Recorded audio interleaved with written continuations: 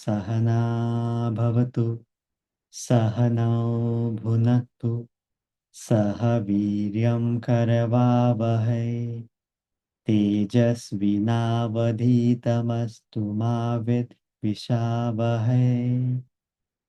Om Shanti Shanti. Physical body, how to perform action to become better, convert it to an attitude of service and sacrifice. At the level of the mind, how to work it out so that we can grow as a person, convert it to a strength in your personality by guiding the emotions and changing that affection, selfish affection to unselfish, selfless care, identification, love for others. At the level of intellect, how do we use the knowledge to grow, to become better as a human being, is a topic where we learned about the light of wisdom is to gain the wisdom, invest our time and effort to understand the knowledge, go deeper into the knowledge, and not merely collecting information. That's how we develop wisdom. So knowledge converts into wisdom through the process of manana. Manana is reflection. When we are able to go through the knowledge, understand the knowledge, go deeper into the understanding of the subject matter, that gives us the wisdom to apply it. Application of the knowledge is automatic. We don't have to plan it, we don't have to think about it. It's natural. What we have to work on is the understanding part, deeper understanding part. Example, when a child goes to touch a hot plate, it has no knowledge, no information. So when it touches, it gets the heat. Thereafter, it has the information. It will never do it again. It knows what it can harm you. It has understanding of it. Similarly, in life, we make mistakes. We conduct ourselves in a selfish manner, innocently, ignorantly. We just don't know it's not beneficial for us or for others. So both ways is not helping. So why do we get into something which is completely negative? So the knowledge gives us that perspective in life. How should we conduct ourselves in life? Why should we be unselfish, selfless? It's not a favor to anybody. It is an obligation. We have received from nature, from world, from people, from everyone around us. We are obliged to give back to the best of our ability, whatever we can. So that attitude in life is which is coming from wisdom. So the morning study is only to reflect, think deeper, understand the ideas. It is not for analyzing our life. A lot of people, they make a mistake in using the morning session for trying to understand one's life or others' life. Both are wrong. That is not the purpose of education, knowledge, spiritual knowledge. Spiritual knowledge is to understand what is the right course of action. More you understand it, more you are able to apply it. Less you understand it, less it makes sense to you. You start to compromise, you start to miss it out, you start to make mistakes since it's the understanding is not clear. So it is important that we do justice to the time. We are putting that effort, we are putting that time and effort, understanding, we have the information, knowledge is there. The reflection pattern has to be to understand it per se. What are they trying to say? What is the point they're trying to make? What is the highlight in that point? Why do we make the mistake?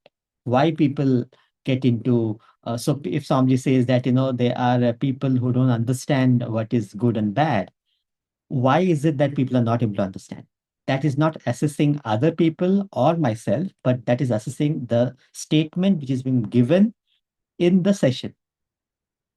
So you're still holding on to understand what is being communicated. And that is all. It starts there, ends there. So the morning reflection does two things. One is you convert knowledge into wisdom, you go deeper into the knowledge.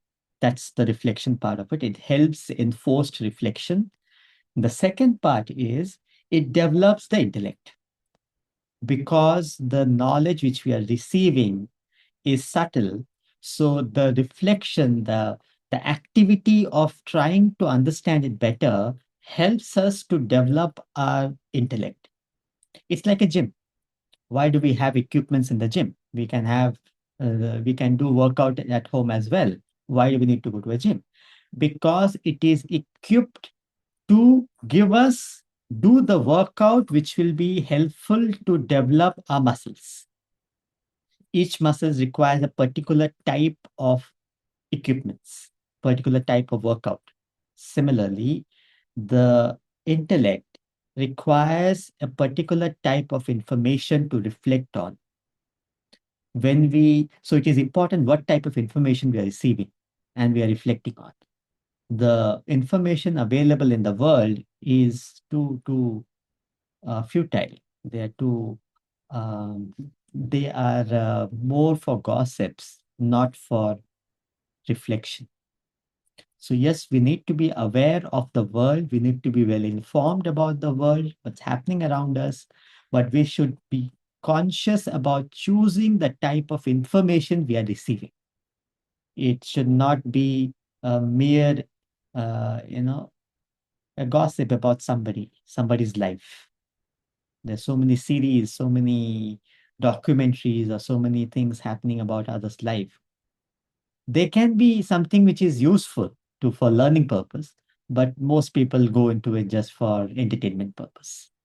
So knowledge should not become entertainment. It should always be educational. Educational is transformative. Information has to be converted into wisdom. It has to be some substance in what we are receiving. Then it helps. So wisdom, the veil of ignorance, which we are, first we need to understand that we are steeped in ignorance. We are full of ignorance. Unless and until we understand that, we will not be open to receiving knowledge. So the first level is the veil of ignorance, where we analyze that how many things we do not know. We are completely steeped in this ignorance around us, in us. When did I come? Where did I come from? When will I go? Where will I go? Who's my father's first father? What's happening around me? How the laws are functioning so meticulously? Everybody is being taken care of. How is everything happening in me, around me? Who is taking care of the oxygen supply? Who's taking care of the weather, the climate? Everything around me is a mystery. And I assume that everything is okay. What's the big deal about it? The big deal is that I don't know. It is something which is beyond me. Einstein says, it's like all of us, what we have done or we are doing is nothing but it's like a child playing in the shore. So there is a lot of depth which is there in front of us. The knowledge of Vedanta takes us to the ride of the entire extent of the information available of what's happening around us. So it's a complete knowledge. It is important for us to do justice to the knowledge, gain it in our pace, reflect it in our way, apply it to the best of our ability. So the self effort is the only thing which is there in our hand. Self effort is the capacity to apply. Self effort simply means ability to act different from your past. That's the definition of self effort. Capacity to act independent of your vasanas is called self effort. That's the definition. Ability, I repeat, what is self effort? Is the ability to function independent of your past vasanas. This is called a self effort. Now, only a human being has this capacity to function independent of your vasanas. So, use this capacity for in your advantage. Why do we have to keep making mistakes and keep learning from it, or not even learn from it? Rather, gain the wisdom and understanding and live life so that we don't we are not agitated and disturbed in life. We are happy and we are able to handle things as it comes. Whatever comes, said and done, we have to deal with it. So, how do you deal with it? Gracefully. That's the knowledge on it. No, we learn about Lord Krishna. Whatever said and done, we cannot beat the number of things which has happened with master like Lord Krishna or Lord Rama. So everything from the day he was born, it was a challenge to survive, leave aside anything else. His own family member, his own uncle is trying to kill him. He has to be deported to his somebody else, another parents, so that he can survive, just for survival's sake. And not only that, he was not left alone. There were people trying to feed him with poison milk. He still survived. There were people trying to kill him.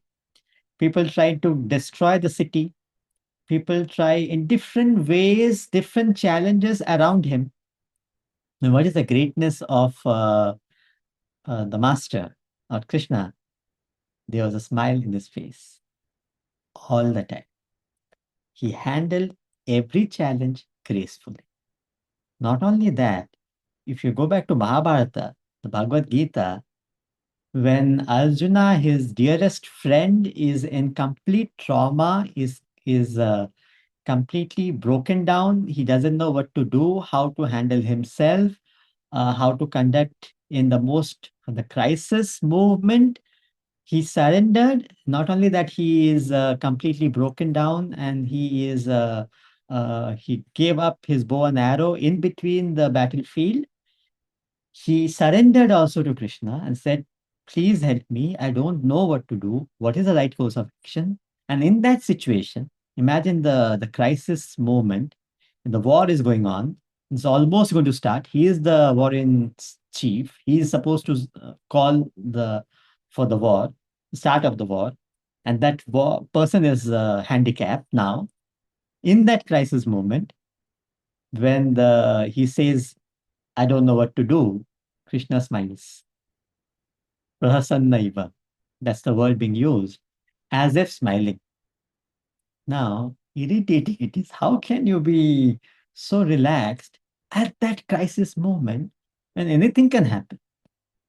There's people is so much at stake. At that moment, how can you be so objective? It requires knowledge, wisdom, understanding of life. Life is as it is. We make a big deal of it because we don't understand it in the right perspective. We want things to be according to our wish. We want things to go according to what we think is right. People around us should behave in the way we believe to be the right way of conducting themselves. All that are preconceived notion. We complicate things. Like it was Confucius who says, life is simple. We insist to complicate it. So life is very simple. Keep it simple. Do what ought to be done. Starts there, ends there. No prefix, no suffix. No expectation, no wanting, no wrong assessment. understand people as they are, understand situations as they are, deal with things as it comes, do whatever is required, move on. That attitude in life is wisdom, light of wisdom. That requires certain level of stability in the personality, certain level of understanding in the personality. It is not a natural state of the mind to be poised, to be matured, to see the problem, the root of the problem in the crisis. While we are going through the crisis, it is important to go back to the root and try to attend to it, address it, instead of panicking. Panicking is the surface level. You're not even going to what is the problem. Where is the problem? Most of the problems are too simple, are because we don't want to solve it. End of the day, it is we create further problems. We add on to it because of lack of wisdom. So it is a vital part of our progress in life. Spiritual path requires certain level of stability in the personality. The next chapter we'll be taking up, which talks about the actual analysis of spiritual growth, the personality chart. It's a very useful way of tagging our level of development, growth. At each level, the 7 categories which is being given, and based on that, it analyzes and assesses. Okay, are you a sattvic person or a rajasic person or tamasic at each 7 level? So it gives a very wide perspective of your personality. Where am I now here? It matters to me. I should be clear. I can't be living in the imaginary level that I am somewhere. I need to know where do I stand so that I know where do I have to go, which are the areas of weakness, and I have to work on that. So, a stability, that objectivity is important to get onto that. Very interesting. We have this Durga Puja. There's a interesting uh, worship we have of 10 days of worshipping goddess Durga.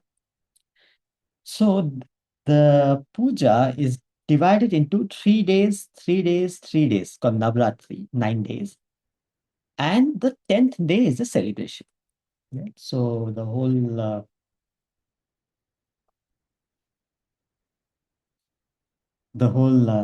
celebration. So the first thing is that the first 3 days of the worship, we have.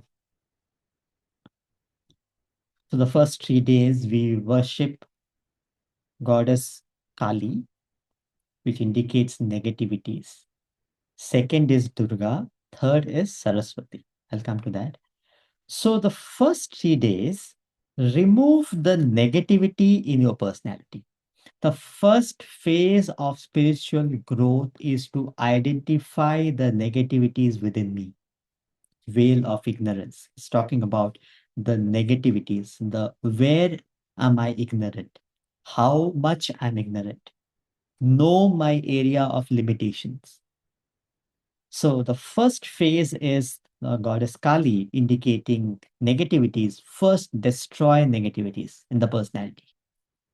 Once we destroy that, then we are available to gain positive values in our personality. Service oriented. Do whatever best can be done. Identification with others. No agenda, no motive, no reason to have the identification. Just having a genuine feeling for others, a thought of giving, a genuine at any level of the personality, and the at the level of intellect, gaining the true wisdom, understand what is permanent, what is impermanent in life. This is happening at the level of the personality, gaining positive values.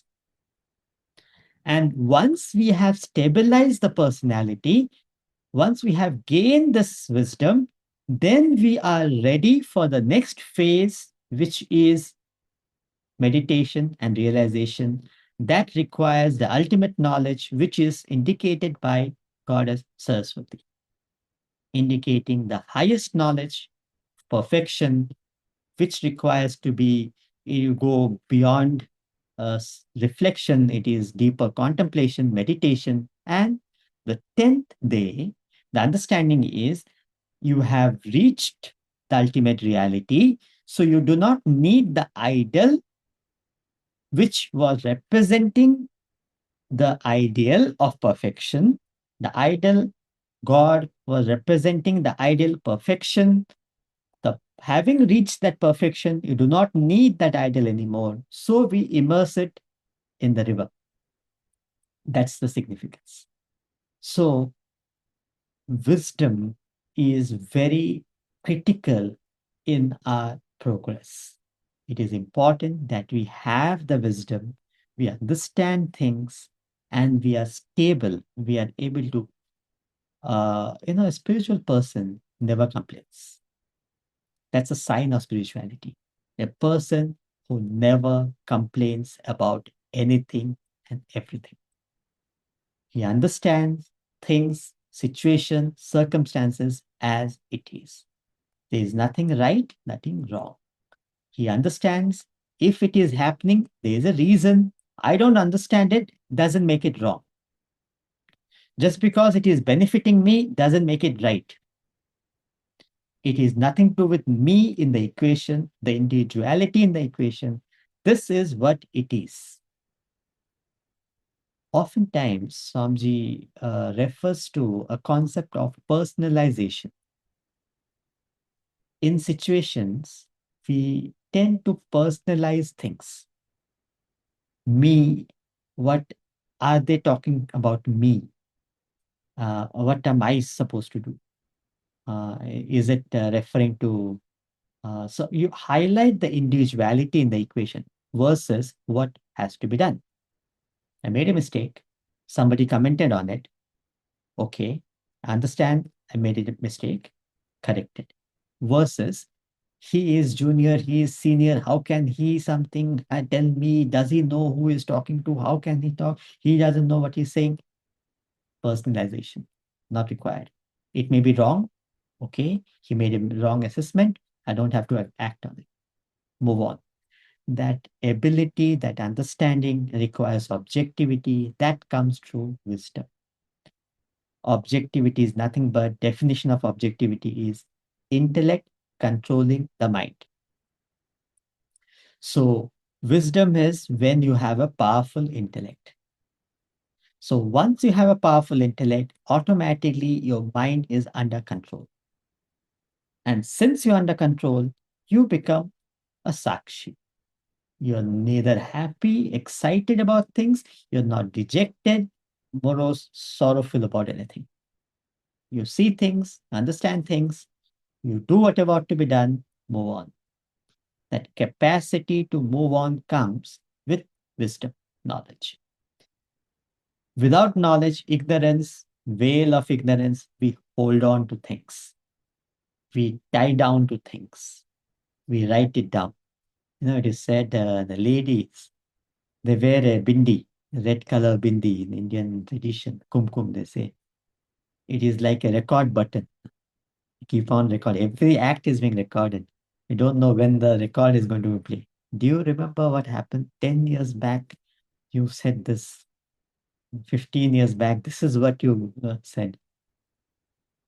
Generally, men move on. They don't remember things.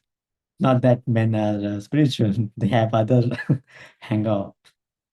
So it is important that we are able to handle ourselves and have that ability to carry on with life, not get buckled down with challenges. So that was the understanding of veil of ignorance. We covered different aspect of it. One of the very deep knowledge which we discussed in detail last week was the I in the equation. The deepest ignorance we are in is that we don't realize that we do not know our real nature. We do not know ourselves. I don't know who am I. I refer to my individuality with respect to something which is changing, which is in the world. When I was a child, when I was a boy, when I was a young adult, when I was an adult. The I has not changed, but I'm referring in the world with respect to my individuality. But that is not me. I am aware of the individuality. So there is something beyond the body, the boy, the child, the man, the old man. There's something beyond the perception, feelings, and thinking, something beyond the waking, dream, and deep sleep. That factor, that constant in the variable is me. It's a very useful statement, I feel, to contemplate on in the path. The constant in the variable.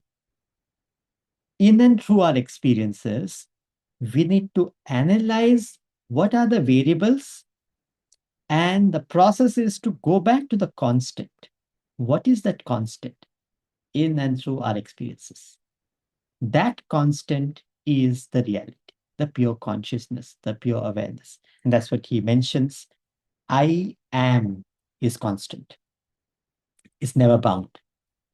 That is completely free. So we need to put in effort to dehypnotize ourselves by asserting that real identity.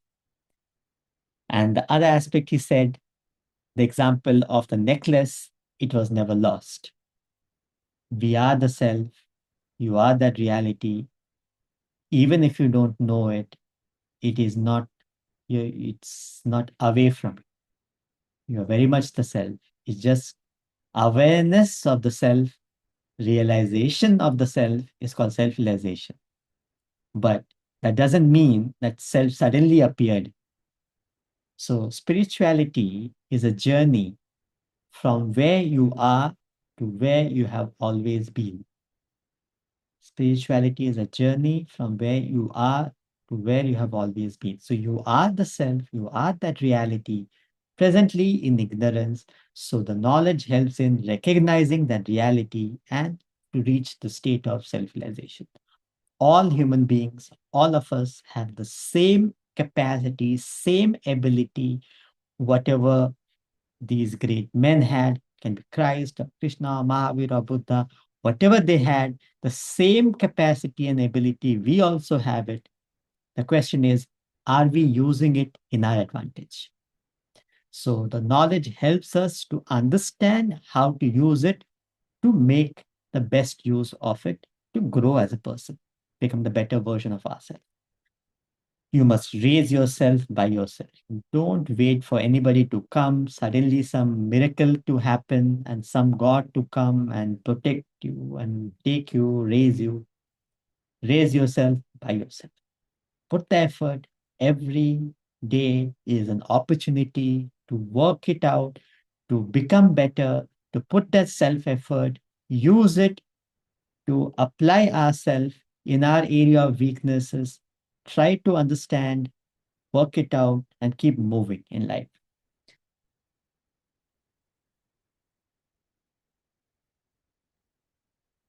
The world has been deprived of essence of civilization. This we did last week. Civilization has come to mean material aggrandizement, emotional excitement, intellectual entracement. In the modern terminology, we call it a dopamine kick. That's what they're referring to. That has become the enjoyment in life. No, what is joy? What is happiness? If you have to discuss with anybody around, what would you like to do? If how would you like to enjoy your life? There will be some sort of it can be a party, it can be going out, and it can be different concepts people have developed for peace, happiness. Whereas Master says the only pure happiness you can derive is within yourself. There is no enjoyment in the world. It's a fact. The world is as it is. Our relationship with the world, our contact with the world makes it palatable or not. Joy and sorrow Happiness and unhappiness is the tag we give it to the world. World is as it is. World has no tags. It is completely pure. So if it is benefiting me, is helping me, we tag it as good. And if it is not, we tag it as bad. So we live a very superficial life where people are enslaved by glamour of wealth and possessions. Even princes and presidents have confined themselves in material compartments with stench of artificiality and conventionality. Others have succumbed to superficial emotions only to render their minds restless and nervous. Some are lost in labyrinth of secular knowledges. Humanity groped in darkness. The world is caught up in false pomp and show of progress and advancement. Neither the government nor the governed are aware of this stern reality. The salvation of nations and individuals lies in realizing these falsities and awakening to the realities of true self. Wisdom is, we are in the topic veil of ignorance. Veil of ignorance is not knowing that everything around is passing, ephemeral, changing, fleeting. Not only that, we start giving importance to it. We start depending on it. We start believing that is the right way to do it. Whereas wisdom is to start thinking, is it true that the world gives me joy? Is it isn't isn't that the cigarette being the same gives joy to one, sorrow to another? How is it that the world, which is cigarette, is not giving the same joy to everybody? If it was in the world, it everybody would have the same experience, but it's not so. So it can't be the object world which is giving me happiness, but my contact with the world. The person being the same, one person divorces a lady, other person waits to marry the same lady. Lady being the same gives joy to one, sorrow to another.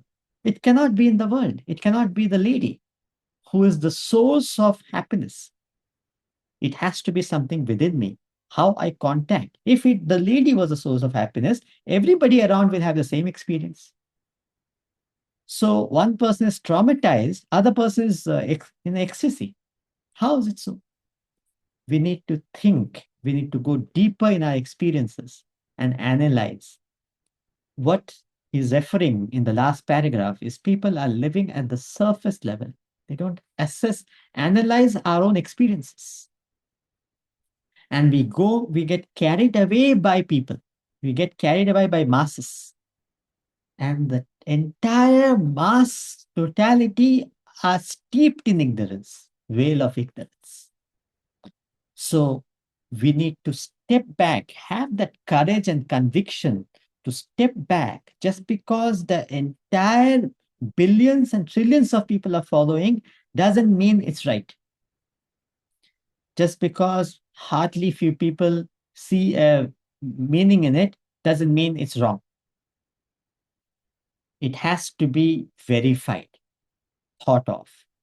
That's the topic, how to gain wisdom. The world today is afflicted with binding principles and precepts. People are forced to abide by artificial rules and of conduct. Mechanical adherence to external rules and regulations cannot change their inner nature.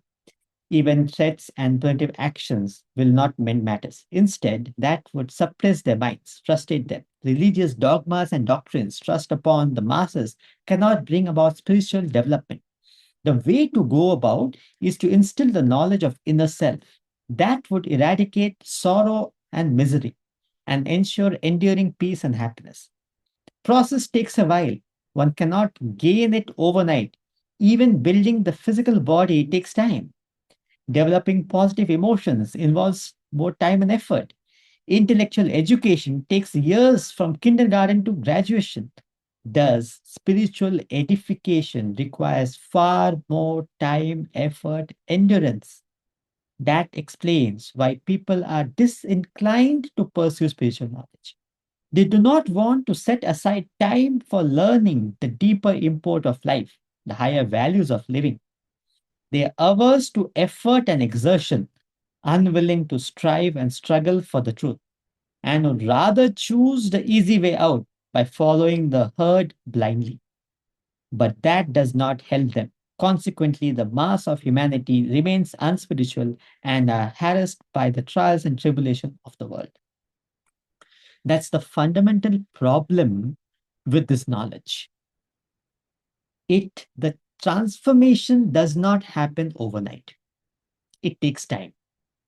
And the time is not because of lack of these great masters or the lack of the capacity of the knowledge. It is nothing, this limitation of the knowledge. It's not so. The limitation of our personality, the capacity of our personality is the roadblock. So that requires effort. That requires that we need to go out of our comfort zone. That requires certain level of understanding of things. Yes, it is not according to what I think it should be, but doesn't matter. It is right. Versus it is pleasant. I I go for something which is pleasant versus hold on, is it the right thing to do? Act on what is beneficial, helpful, long term. Invest in that. Like some of the mentions here, explains here, the physical health, if you have to develop, it takes time, it needs commitment. The emotional, intellectual, spiritual is subtler, it requires further more effort, and the change is very gradual. The mind and intellect. That's why the next chapter is a very nice chapter where you get some sort of an indication where do I stand, some sort of a mirror. Otherwise, it's very, very difficult. And it's given the scripture. It's coming, it's authentic source. The personality chart is given in the Bhagavad Gita. So it's coming directly from the source. And that analyzes, assesses, gives one way to understand our personality. But it's very difficult. Even that makes it is quite difficult to understand because it's subtle. The personality is subtle, and we fail to be objective. We fail to be objective about ourselves. We try to get involved in ourselves. No, no, no. I was right. That person did because of that, I did that. So we don't understand any problem is because of me.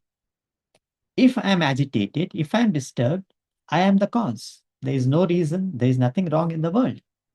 I'm not able to handle the world, it's my mistake. So I expect things, the world to be different is my mistake. Nothing wrong with the world.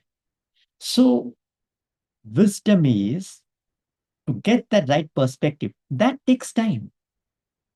That's where the effort is.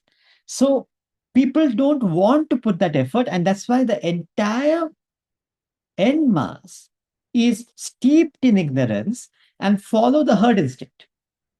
Whatever everybody is doing, we tend to follow that, believing that is the right way of doing it. Even in the spiritual field, leave aside material field. Presently, there is a bhajan clubbing. No, you are well aware of it. It becomes such a popular thing, bhajan clubbing. People, children are, dancing on the modern music, but those are bhajans, singing to Lord. Now, nothing wrong with it. It's a good thought behind it. But what we don't realize is if you stay at the level of the mind, take it in writing, within a year to max 5, 3, 4 years, it will be camouflaged into something which is negative, which is indulgent. They will be drinking, they will be smoking, they will be drugging in the name of, which is happening independently. Even in bhajan clubbing, they'll be doing it. It's either happening or it's just round the corner. Because pure mind, no values, no understanding. So you want to get into that ecstasy again in the name of spirituality. mundane. You're making it mundane. Activity bhajan is not mundane. Purpose of bhajan is not the ecstasy, not that emotion hang up, but it is the devotion, guiding it to something higher. That is devotion, not getting into that dopamine rush. Again, you're shifting focus from one level to another level. It's the same level. You're still in the same uh, level of growth. So, herd instinct. Somebody picked it up. Other people saw something exciting in it. They got into it. Millions of followers. But when it comes to knowledge, understanding, very few will be able to understand, adapt, take it, apply it, live it, learn it. It's not for masses. So the mass of humanity remains unspiritual and are harassed by trials and tribulation of the world. And you suffer. You suffer because of ignorance, because of all sorrow and suffering is because of ignorance, nothing else. So, and we choose to suffer, sadly so. The world is suffering. The child touches a hot plate and screams. It has no knowledge of fire and heat. Educate the child, acquaint it with knowledge of fire. It will never get closer to it again. So does humanity need the knowledge of life, the fundamental principles of living, the spiritual laws that govern humans and their relations with the world. Spiritual knowledge would remove the stress and strain of life, lead humanity towards peace and bliss. The trouble with most folks is not so much the ignorance as their knowledge, knowing so many things which ain't so. Josh Billings, it's a very common quotation we refer to. Josh Billings says, trouble with most folks is not so much their ignorance, but their knowing, in double quotes, so many things which ain't so. It is not that we don't know. It is that we are not aware of our ignorance. And since we are not aware of our ignorance, we cannot learn. We are not open to learning. So, how to gain wisdom is a topic. In that, first is the awareness of ignorance. The veil of ignorance topic, the previous topic, Swamiji highlighted the level of ignorance we are steeped in. Everywhere we are completely ignorant of things. Not only that, we are ignorant of the world and things around us, we are also ignorant of our own self. Who am I? We don't know. We are blissfully going around in the ignorance. And the way to gain knowledge is to gain the information, reflect, think, apply information about ourselves, think, reflect. That's the purpose of religion, and go deeper into it. It's an effort, it takes time. And because of that, because the time constraint, we find it difficult to apply ourselves. That's the constraint in the spiritual path. And then he says the trouble with most folks is not so much their ignorance, but their knowing so many things which ain't so. Josh Pilling is saying that we are not aware of our area of ignorance. And since we are not aware of our ignorance, we are not open to receiving knowledge. And if we don't receive knowledge, we cannot convert it into wisdom. So, the essential prerequisite for acquiring knowledge is the awareness of ignorance. You become you must become conscious of your ignorance concerning the spiritual aspect of life. Without being conscious of your limitation, you have little chance of learning. So, unless and until we are available to receive, the knowledge cannot help. So, there is the knowledge, there is information which is available. So, the way to receive it, way to approach it is by reflecting, thinking, applying it. That's the only way. Oftentimes, we are given this example. It's a very useful example. The best of food is in front of us.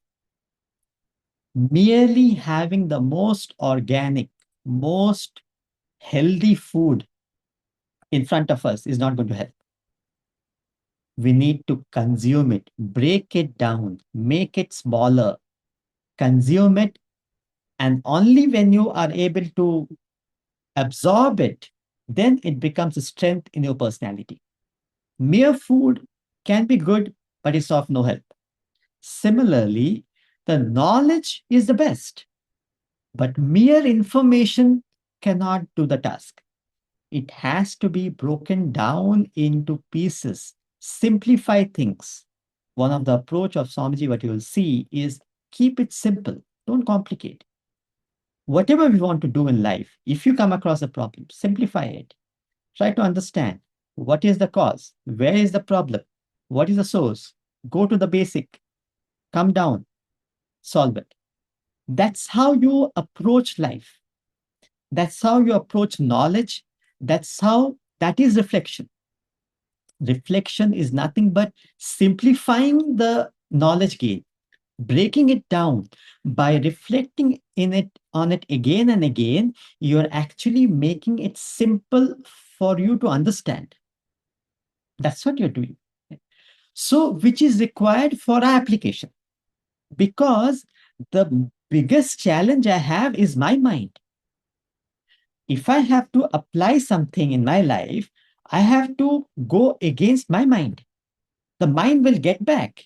It will counter it, will not agree with it. So I have to be smart enough to have good reason to do that. If I am not careful, that becomes frustration. A lot of people in spiritual field, they become frustrated because you're not addressing it properly.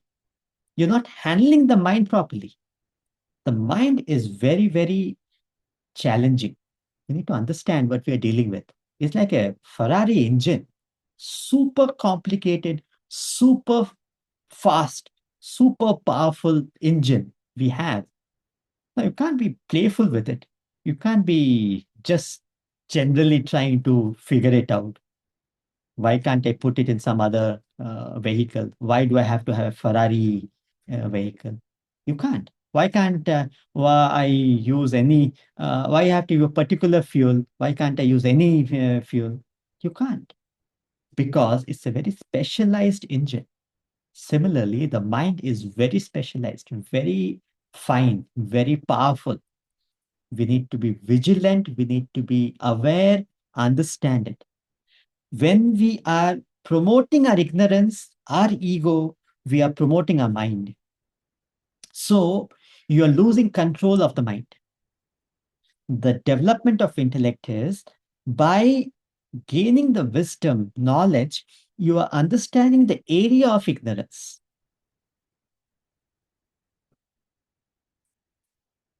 These are the area I don't know. And that's when you are open to learning. I think it was Christ who said, maybe coming in the same portion, says, empty thyself so that I can fill you. I think it was Christ. So, acquisition of knowledge is not mere cramming of information from external sources. Presently, a person is reputed to be learned when he is acquainted with the thoughts and ideas of others, equipped with the knowledge contained in textbooks and teachers. Few realize that true education springs from oneself. The word educate etymologically means to draw out. The knowledge has to be drawn out of you, not pushed in. Luminaries like William Shakespeare, Herbert Spencer derived their wisdom from within themselves.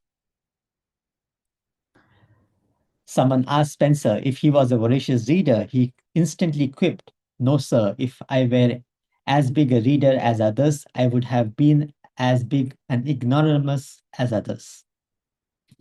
The knowledge laid down by them is no doubt great, but it does not become yours until you contemplate upon it, absorb it, assimilate it.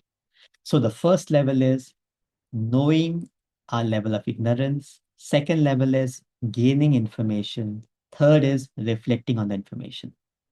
So this is how you gain wisdom. The topic is how to gain wisdom. So first, recognize the area of ignorance. Second is gain information on it. Third is reflect on it so that you can gain understanding, knowledge, wisdom. The basic concept of education has been lost. Education has become a mere acceptance of past thoughts and ideas, an unquestioning obeisance to authority, just because it's coming down in tradition, just because coming down, parents told something, or elders said something, accept it, go by it. And no questioning is entertained. That's how it is being taken in the society. More so with regard to religious doctrines and dogmas, religion has been reduced to fanatic beliefs, fiendish superstitions, and mechanical rituals. Did we do this before? I feel like we have covered it before. Anyway, so, but people have blindly accepted these dogmas and rituals without spending thoughts and reflecting upon them. Few have understand the subject. The blind are leading the blind. They have crippled the modern society. Preceptors and precepts of the past are taken more on trust rather than knowledge and understanding. The child grows into a particular field even before it becomes an adult. To locate a person thinking rationally today is finding a needle in a haystack. There's a very beautiful quotation by Lord Buddha. He says, "Do not believe what you have heard. Do not believe in tradition because it is handed down many generations. Do not believe in anything which Do not believe in anything that has been spoken of many times. Do not believe because written statements come from some old sage. Do not believe in conjecture. Do not believe in authority, teachers, or elders. But after careful observation and analysis, when it agrees with reason and it benefit one and all, then accept it, live with it." So, mere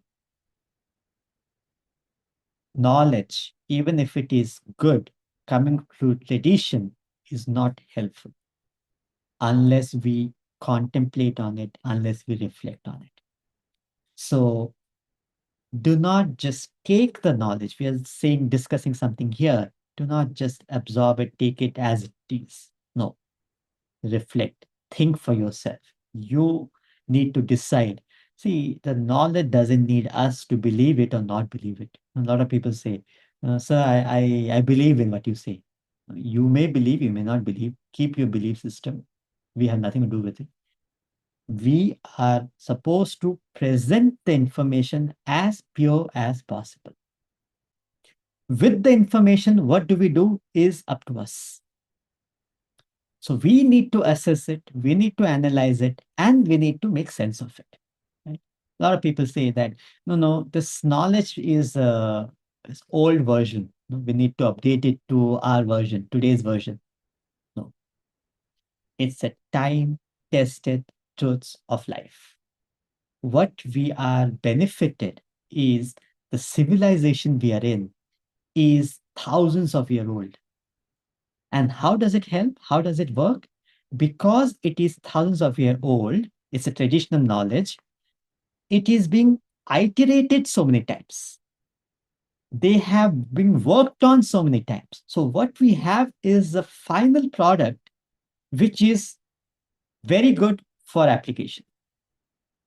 So even today, in the most advanced AI generation, even now, it very much applies because the personality, the individuality is the same. The mind and intellect is the same. The vasanas are the same.